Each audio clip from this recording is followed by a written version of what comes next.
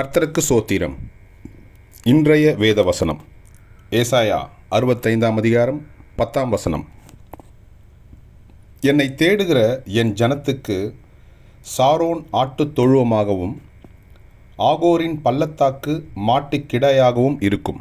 ஆமென்.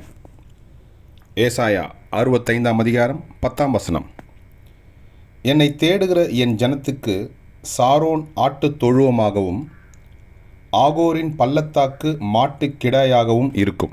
ஆமென். ஏசாயா 65:10. கர்த்தர் உங்களை ஆசீர்வதிப்பாராக, உங்களோடு கூட இருப்பாராக. ஆமென்.